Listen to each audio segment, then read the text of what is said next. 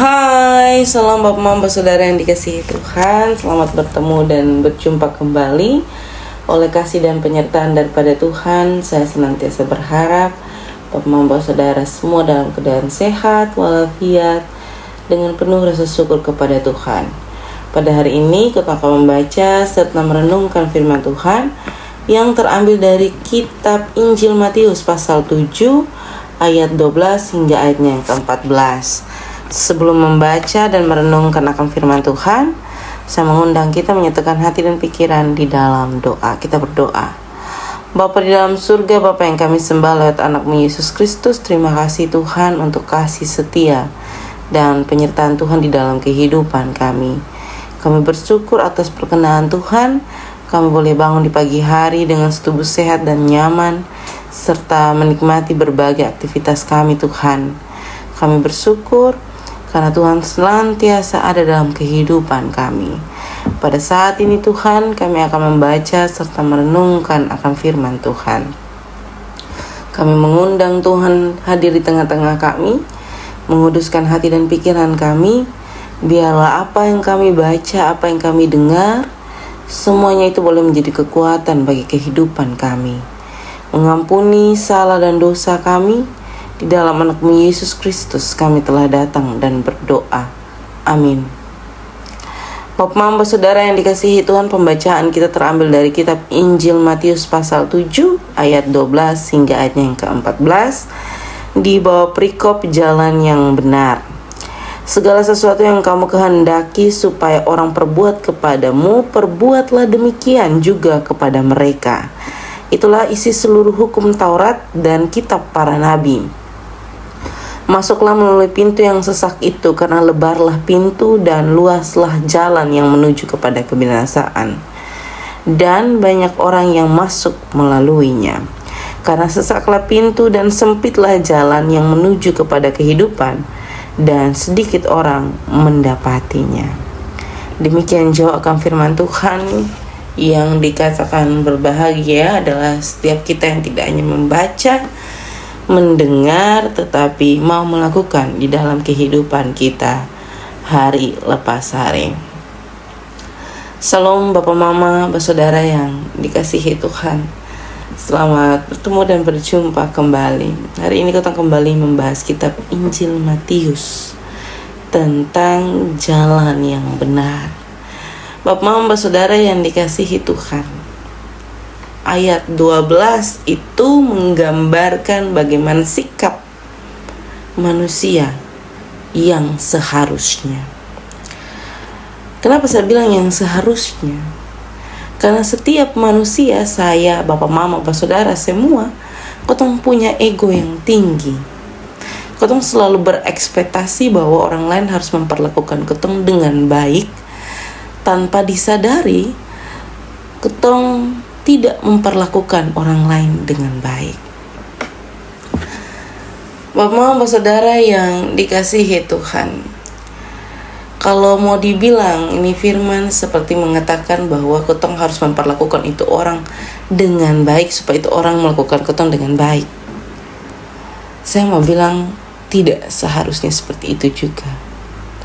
Tetapi memperlakukan semua orang sama seperti kotong ingin diperlakukan. Menunjukkan sikap di mana kotong tidak mengharapkan perlakuan yang baik juga dari orang yang sama, tetapi dari siapa saja. Jadi menganggap semua orang itu adalah makhluk ciptaan Tuhan, manusia yang patut dihargai. Itu dasar dari segala sesuatu. Ketika kotong menganggap semua orang pantas dihargai, tentu pasti kita dihargai. Tapi kalau kotong memandang seseorang pantas dihargai dari umur, dari jabatan, dari segala hal, tentu hal itu juga akan dipakai kepada kita.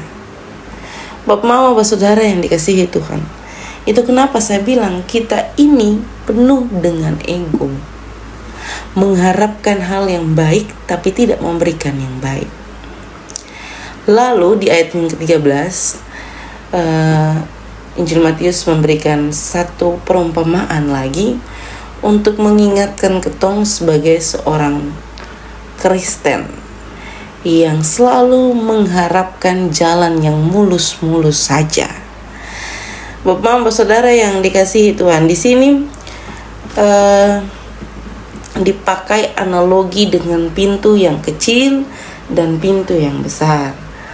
Pintu yang kecil menggambarkan kesesakan, tetapi di ujung pintu itu ada kehidupan. Lalu pintu yang lebar menjanjikan ketong dapat melewatinya dengan tidak mengalami kesesakan, dan di ujung pintu itu tidak ada kehidupan.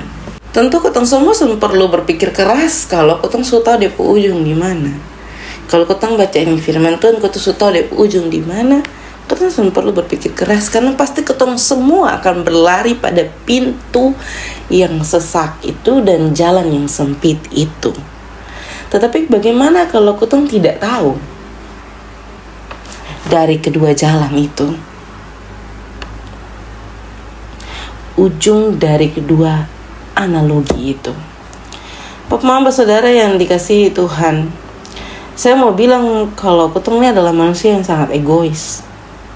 Kenapa saya bilang egois? Karena sebenarnya ketong ini sudah tahu ujung dari setiap pilihan kita. Pintu yang sesak, jalan yang sempit, ketong sudah tahu itu tujuan pada kehidupan yang kekal bersama-sama dengan Tuhan. Tetapi ketong dalam keegoisan kita masih ada dalam pilihan yang berkelok-kelok di jalan yang lebar, di pintu yang luas.